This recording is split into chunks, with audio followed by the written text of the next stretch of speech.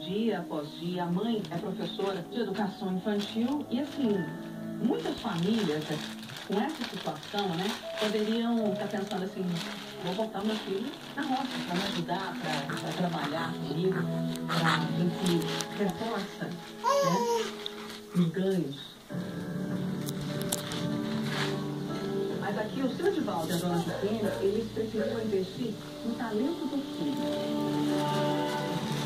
Por mais que a situação seja difícil, por mais que todo mês ali, como a dona José falou, no limite, eles fazem questão de reforçar isso tudo. Mas vai estudar, o estudo é para ter tudo, né? Vou morder. Vou morder.